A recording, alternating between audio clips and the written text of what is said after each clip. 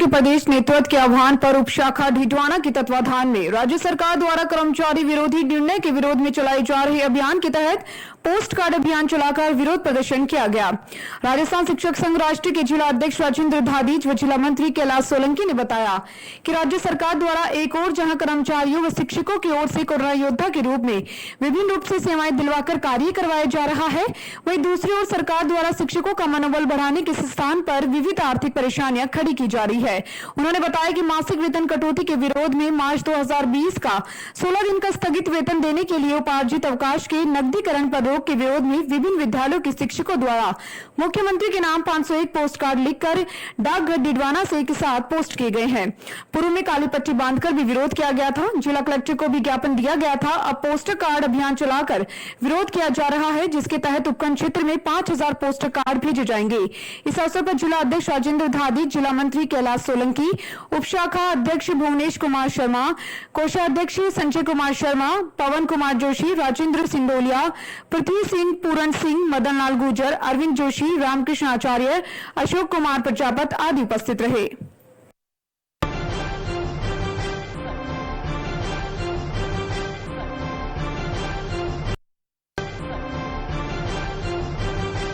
Lady गांव में बुधवार को कुएं में छलांग लगाने वाले भागूराम के शव का गुरुवार सुबह पोस्टमार्टम कर परिजनों को सौंप दिया गया। परिजनों ने बताया कि करीब 10 दिन पहले खेती की फसल जो पकने की कगार पर थी, उनको लावारिस पशु चट कर गए थे। उसी चिंता में मृतक भागूराम पिछले 4-5 दिन से गुमसुम रह रहा था। उस पर चढ़कर छलांग लगा ली उसने कुएं में, जो करीब 5 फीट जमीन के ऊपर बना हुआ था। मृतक को निकालने में प्रशासन को बहुत मशक्कत करनी पड़ी।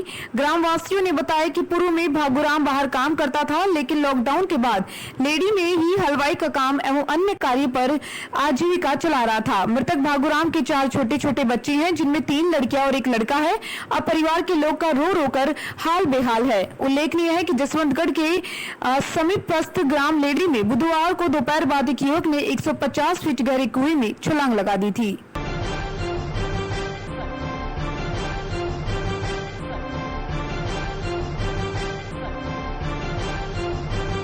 पुलिस थाना क्षेत्र के ग्राम हेमपुरा निवासी नाबालिग बालिका के साथ शारीरिक संबंध बनाने का दबाव बनाते हुए ब्लैकमेल करने के आरोप में पुलिस ने 2 आरोपी सागर पारिक व ओमाराम को गिरफ्तार कर न्यायालय में पेश किया। ज्ञात रही कि खींवसर पुलिस थाने में 1 सप्ताह पहले हेमपुरा निवासी 15 वर्षीय नाबालिग बालिका के परिवार की ओर से पुलिस थाने में रिपोर्ट देकर बताया कि बिरलोका स्कूल में 11वीं में पढ़ रही थी। इस दौरान बालिका का स्कूल में आना जाना चल रहा था। इसी दौरान बिरलोका में पूनाराम सियाग ने संपर्क किया और अपने मोबाइल के नंबर दिए। फिर मामला आगे बढ़ने के बाद पूनाराम ने बहकाव में लेकर अश्लील फोटो खींच लिए, ताकि शारीरिक संबंध बनाने की नीयत से शरीर के साथ छेड़छाड़ की। फोटो खींचकर पूनाराम ने अपने दोस्त ओमाराम व सागर पारिक को इस बारे में बताया। इस पर ओमाराम व सागर पारिक ने नाबालिग बालिका को फोन करना शुरू कर दिया। इन तीनों ने पूनाराम, ओमाराम व सागर पारिक ने बालिकाओं के साथ शारीरिक संबंध बनाने के लिए दबाव बनाना शुरू कर दिया तथा फोटो वायरल करने की भी धमकी दी गई। इन तीनों ने मिलकर उसको ब्लैकमेल करने का दबाव बनाते हुए मजबूर करने के लिए कोशिश की।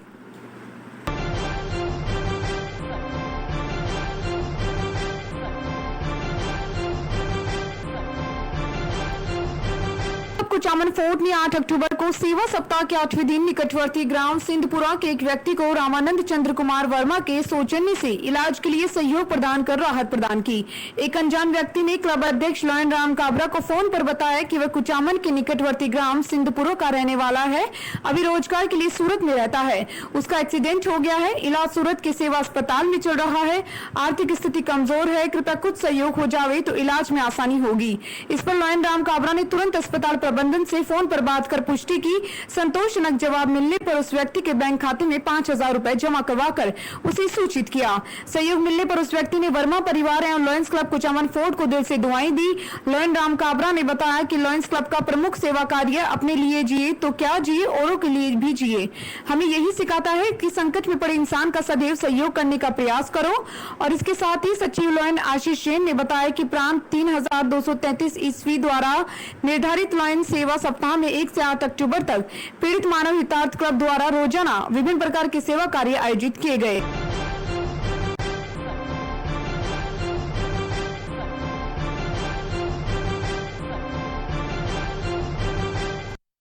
उत्तर प्रदेश की हाथरस में जयंत चौधरी पर हुए लाठीचार्ज के विरोध में कुचामन में एसडीएम को ज्ञापन सौंपा गया, जिसमें चौधरी पर हुए लाठीचार्ज मामले की वीर तेजा सेना ने निष्पक्ष जांच तथा दोषी अधिकारियों की सख्त कार्रवाई की मांग की तथा इस मामले को उच्च स्तरीय जांच एजेंसी को सौंपा है।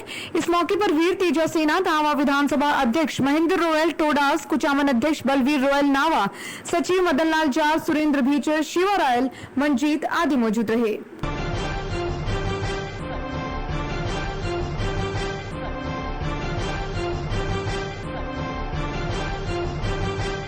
लाडनू निकटवर्ती ग्राम लाचड़ी में स्वर्गीय हरिप्रसाद कुलरिया की स्मृति में आयोजित द्वितीय रात्रिकालीन कबड्डी प्रतियोगिता का समापन हुआ, जिसमें मुख्य अतिथि भगवानी राम बाजारी, सरपंच प्रतिनिधि मिठुड़ी मारवाड़, हिरेंद्र कुमार गढ़वा, सरपंच लाचड़ी, प्रियंका चौधरी, सरपंच रिंगण, सवरमल घासल थे। फाइनल मुकाबला सुतोद व ध्यावा के मध्य खेला गया।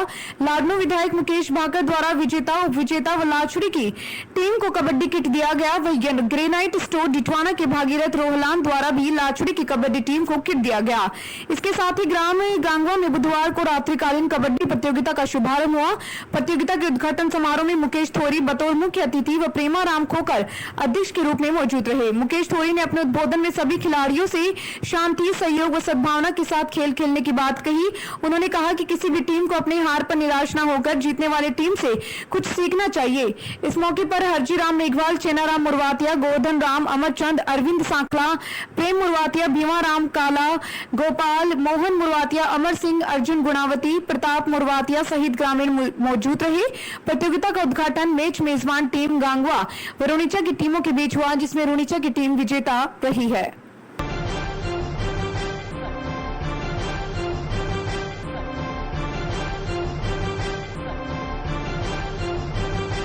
Lions club Makrana marble city द्वारा प्रांत के आह्वान पर सेवा सप्ताह के तहत विभिन्न प्रकार के सेवा कार्यों का संपादन मुस्कुराहट के साथ सफलतापूर्वक संपादित किया गया, जिसमें विभिन्न प्रकार के सामाजिक समरसता और सरोकार वाले कार्य सेवा कार्य क्लब सदस्यों द्वारा किए गए। लयन भरत कोचर ने बताया कि 25 दाताओं का सम्मान, स्लम बस्ती के बच्चों को मिठाई और फल का वितरण, कोरोना महामारी के बचाव हेतु शहर में मास्क वितरण, पर्यावरण जागरूकता के तहत बोरावट रोड गौरव पथ पर पौधों का संरक्षण, महिला सशक्तिकरण, गोष्ठी का आयोजन, जल बचाओ जागरूकता अभियान, जीव दया के अंतर्गत गो सेवा कार्य आदि का क्लब के सभी सदस्यों द्वारा यथाशक्ति सहयोग और सेवा का संपादन किया गया।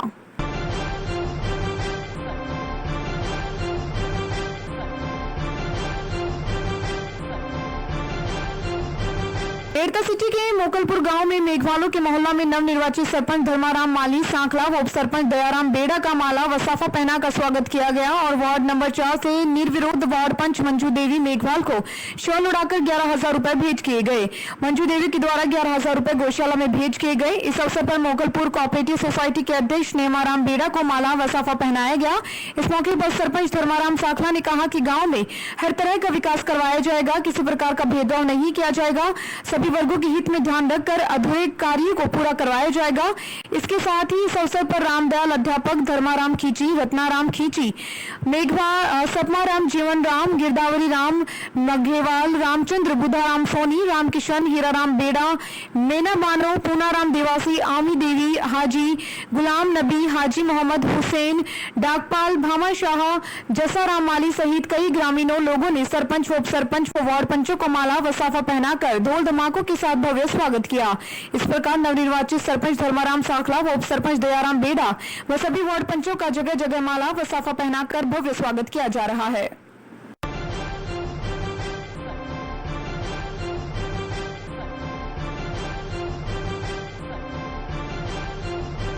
कटवर्ती निमोद ग्राम में पानी की टंकी गिरने की हालत में है। क्षतिग्रस्त टंकी के आसपास दुकानें बनी हुई हैं और बस स्टैंड का मेन रास्ता टंकी के पास आसपास घर और राशन डीलर की दुकानें भी हैं। जलदाय विभाग के बहुत बार अवगत करवाने के बाद भी इसका कोई हल नहीं निकला। पूर्व सरपंच धर्मेंद्र भार्गव ने कहा कि अगर टंकी को गिराने का काम जलदाय विभाग जल्द नहीं करेगा और कोई हादसा हो गया तो पुराना हर्जाना जलदाय विभाग को भुगतना पड़ेगा। धर्मेंद्र भार्गव, सीताराम जोशी, सुभाष महर्षि, गणेश अग्रवाल, पिंटू भार्गव, ओम प्रकाश प्रजापति, सुनील शर्मा ने इस संबंध में जिला कलेक्टर को पत्र भेजकर समस्या से अवगत करवाया और शीघ्र समाधान करने की मांग की है।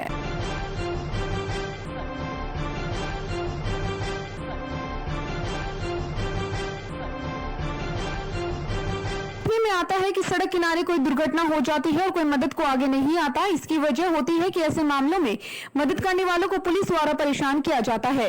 लेकिन अब सरकार ने ऐसे नेक आदमी के संरक्षण के नियम बना दिए हैं। इसके चलते पुलिस अब ऐसे लोगों पर पहचान जाहिर करने का दबाव नहीं बना सकेगी। यह धारा सड़क हादसों के दौरान पीड़ितों की मदद के लिए आगे आने वाले नेक आदमी को संरक्षण प्रदान करती है। केंद्र सरकार ने हाल ही में मोटर वाहन संशोधन अधिनियम 2019 में एक नई धारा 134A को जोड़ा है। यहां तक कि दुर्घटना में घायलों को अस्पताल पहुंचाने अथवा चिकित्सक मदद करने को सिविल और आपराधिक मामलों में शामिल नहीं किया जा सकता है। कम्बोज अस्पताल, नर्सिंग होम आदमी में डॉक्टर व प्रशासन अच्छे शहरी की पहचान और अन्य जानकारी देने के लिए दबाव नहीं बनाएंगे। हादसे में घायल के लिए पहला 1 घंटा, जिसे गोल्डन आवर कहा जाता है, बहुत महत्वपूर्ण होगा। यह अवधि वो होती है जिसके दौरान शीघ्र चिकित्सा के माध्यम से मृत्यु को रोकने की संभावना सबसे अधिक होती है। संशोधन अधिनियम के अनुसार अच्छे स्मार्टनेस को ऐसे व्यक्ति के रूप में परिभाषित करता है जो सद्भाव से, स्वेच्छा से और किसी भी नाम का मुआवजे की उम्मीद के बिना आपातकालीन चिकित्सा या गैर चिकित्सा देखभाल या पीड़ित को एक दुर्घटना की दशा में सहायता प्रदान करता है। संशोधन अधिनियम की धारा 134A उन्हें सिविल या आपराधिक कार्रवाई से, अनावश्यक परेशानी या उत्पीड़न से सुरक्षा प्रदान करती है। इनमें से कई जनों को समय पर उपचार मिलने के चलते बचाया जा सकता है, लेकिन पुलिस के रवैये के कारण तथा कानूनी पछड़े के कारण ऐसे मामले में कोई भी नहीं करता और मदद करने से बचता है तथा घायल पड़े लोगों की मदद के लिए कोई आगे नहीं आता। ऐसे में इस तरह के संरक्षण अधिकारों की जरूरत देश में लंबे समय से महसूस की जा रही थी।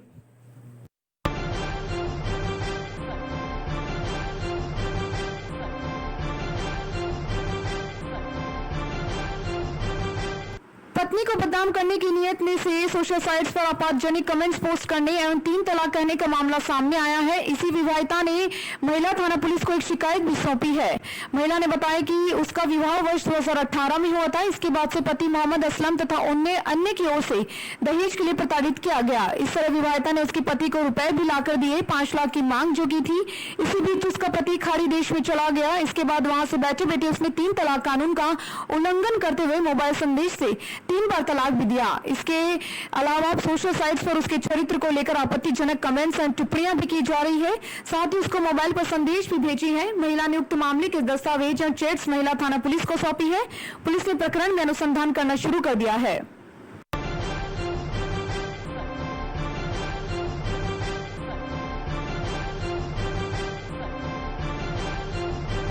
नाम पर सभी प्रमुख मार्गों पर सड़कों का निर्माण हो चुका है। डिवाइडर लगाकर जगमगाती लाइटें सौंदर्यीकरण को निखार रही है।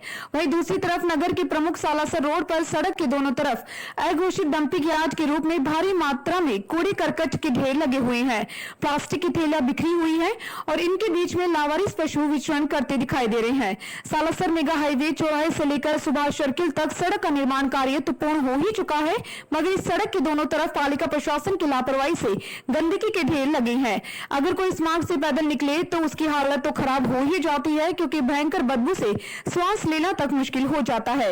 इस समस्या को लेकर नगर के वार्ड संख्या 33 से पार्षद नेहा सैनी ने भी गुरुवार को पालिका अधिशासी अधिकारी बसंत कुमार सैनी को एक ज्ञापन सौंपकर इस मार्ग पर नगर पालिका द्वारा डाले जाने वाले कचरे को रुकवाने व कचरे को उठाने की मांग की है।